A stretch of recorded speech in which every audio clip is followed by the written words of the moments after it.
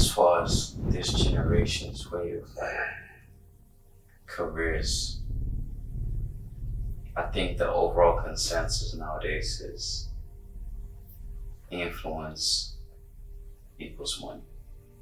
I think that's also why so many people want to be an artist, not for the music, because the music doesn't pay. It's the brand deals that'll give you revenue as well as free goods. Like if you're an influencer, chances are you getting products dropped to you on a regular to try. So yeah, that's the general sense. Like influence equals money. It's a different type of influence that the youth seem to be interested in today. For as long as I can remember, at least, influence usually led to money. The influence wasn't necessarily fame, because what's not influence? The type of detergent that you use to wash your clothing is influence. Right?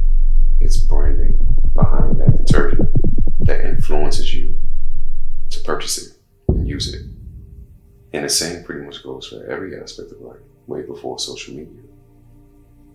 Perhaps social media showed us the impact of pop culture and how many people really want to be stars. Not how many people want to be talented, not how many people want to be skilled, how many people really want to be stars.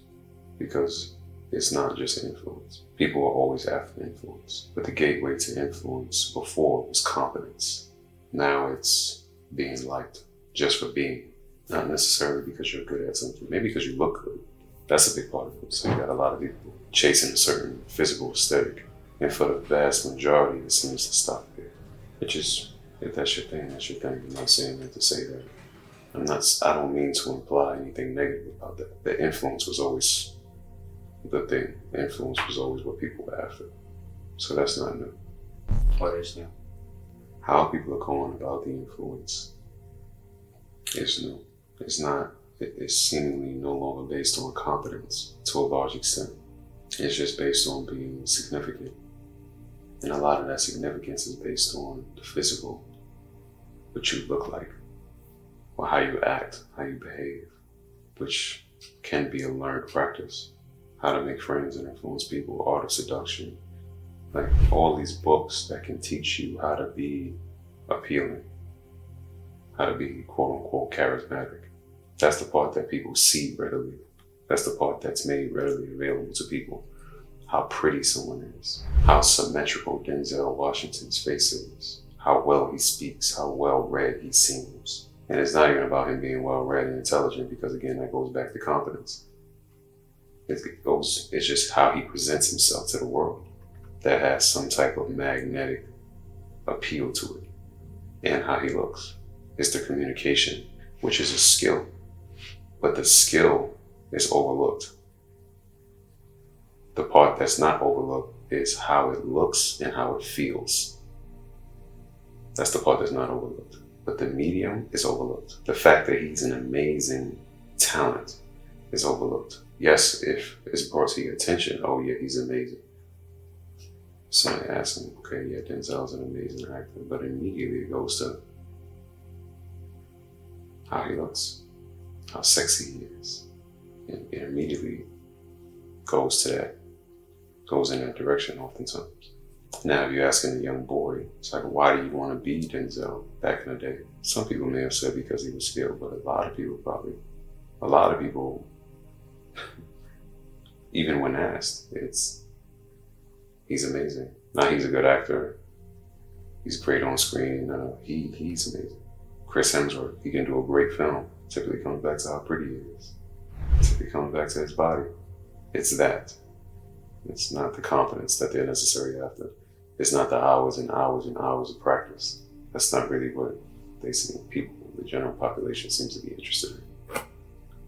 That's not the part that people are really digging into. Even the conversations are very surface level. Even when speaking to people who should care. Right? If you're in the entertainment industry and you're interviewing Denzel Washington, you probably should care about the acting. Somehow that conversation has become more and more superficial as the years have gone by.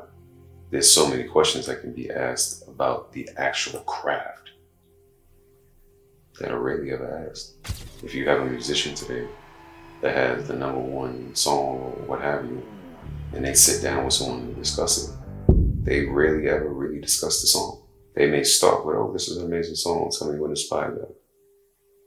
And then that's a way to get away from the song, but start with the song. Because now we can talk about the inspiration, not the actual song. Now we can dig into your life, hopefully find out a bit about who you're dating, not really about the song. So it's not really competence that we seem to care about as a population. It's the significance. And that's what you hear everybody talking about. You just talk about it subconsciously. For a long time, people have been saying, oh, it's a vibe. They didn't say it was a thing, whatever the thing was. Nah, it's a vibe. It's not you. It's not about what you're doing. It's about, again, the feeling that they get from it and how you look doing it. How you look creates the vibe. That's why women get in the club for free for a certain time. Because they create the vibe. Because of how they look. Or at least that's how it's sold. So that's what changed.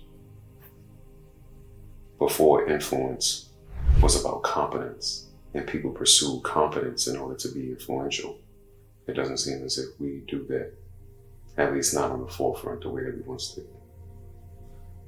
Doesn't mean that no one is doing that. Some people are still doing it the way that it was once done. They're really focused on real influence, like controlling resources.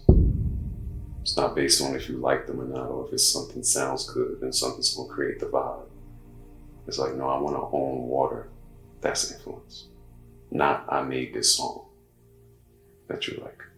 The medium by which we acquire influence and the substance attached to that influence, based on the medium that was used in order to acquire it, is what has changed. Because if you own water, someone can dislike you. Doesn't really matter that much though, because they still need to drink water. But if you made a song, and that's the reason why someone likes you, there's a lot of other music that they can listen to. So your influence only lasts as long as they like you. And like is a fleeting feeling. That influence is a bit hollow.